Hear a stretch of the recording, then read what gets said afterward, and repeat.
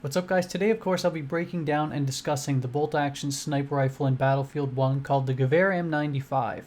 There's three variants to this weapon. The carbine, which grants you a red dot type sight and gives you up to 2.5 times magnification. The infantry, which offers iron sights and zoom options up to 2 times. And the marksman, which offers a sight of 2.5 times up to 4 times. Of note, all variants allow you to aim down sights between shots, and it's the only sniper rifle in the game that allows all the variants to do so. I'll discuss optimum strategies when using these weapons and break down the numbers to give you a better understanding of the weapon.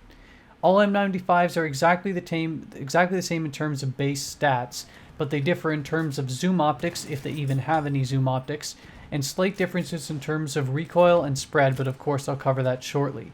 Also of note, the weapon makes it a distinctive ping type sound when you're on the second last shot of the clip, so you can make note of that in terms of weapon reloads and how many rounds you have left in the gun. So it's an interesting little trait.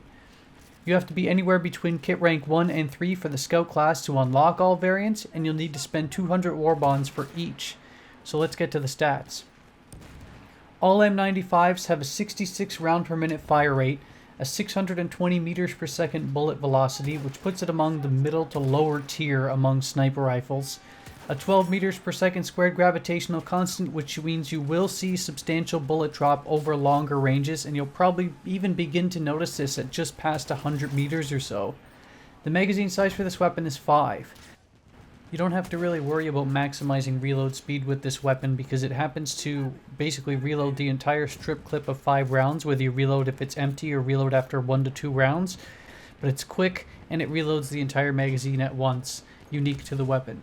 Also of note, you can add a bayonet to all variants, but of course it may negatively impact how quickly you can draw the weapon, but because this is, as I'll talk about in a second, a more aggressive close quarters style of aggressive sniper, you probably could consider it for good success.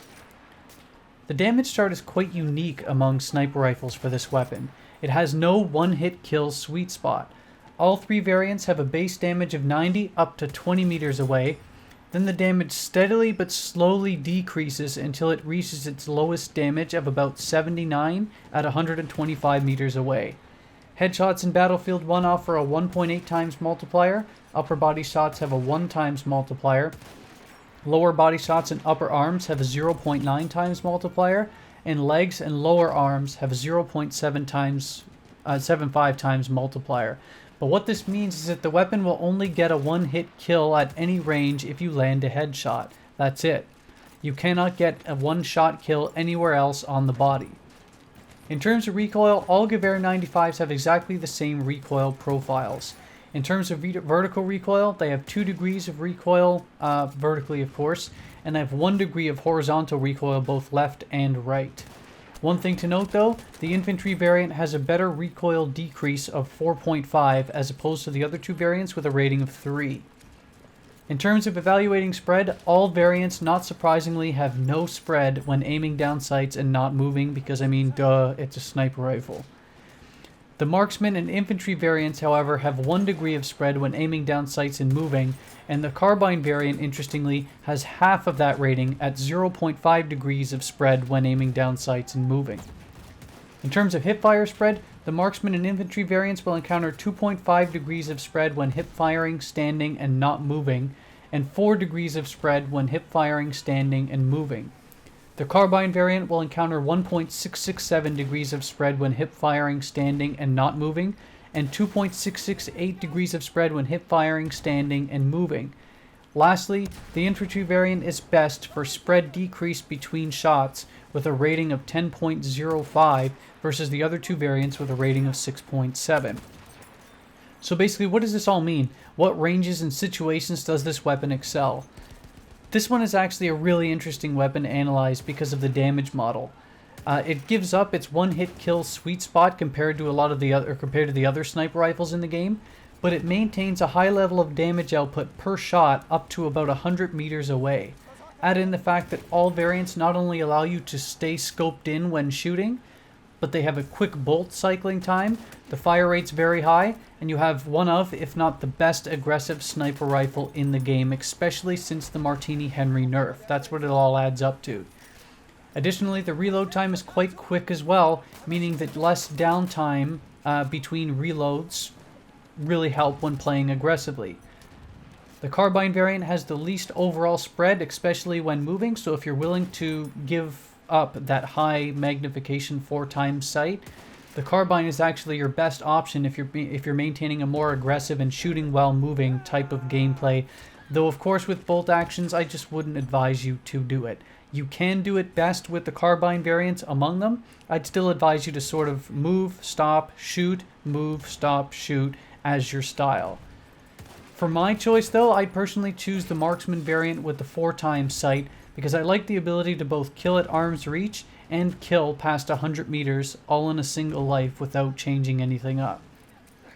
So the big question, what's my rating and would I use this weapon often? I consider this gun, especially the marksman variant, my favorite aggressive sniper rifle in the game, and like I said, especially since the Martini Henry nerf, because back before then it would be a one-hit kill in between 30 to 80 as long as you hit the upper body of the target. Since that's no longer the case for the Martini, I can use a weapon that has a bigger magazine size, faster bolt cycling, faster reload, faster bullet velocity. Everything about this weapon is better for aggressive sniping now, even though you do give up that one-hit kill sweet spot. You can still have success with the Martini, don't get me wrong, I'm not suggesting that logic to you, but I'm saying if you miss, like say you get a hit marker with the Martini, at about 80 meters away, if you got that hit marker, you're out of range for your sidearm, and by the time you actually reload and recycle like a round back into the Martini, he's probably gone behind cover again. You can provide quick follow-up shots without leaving your scope with this weapon, and in close you can always switch to a sidearm anyway, so I actually much prefer this for aggressive sniping options, the M95. That's my favorite. Have a good sidearm at the ready in case you don't land a headshot in close though, and you'll be in good business. Of note though, last point, you're better off with another sniper rifle if you plan on most of your engagements being past 75 meters or so, because of the lack of magnification and the lack of a sweet spot. So you're better off choosing it if you're going to be engaging at farther range most of the time. But if you plan on getting in close within arm's reach up to about 50 meters on the regular, I'd say it's arguably the best aggressive sniper rifle in the game.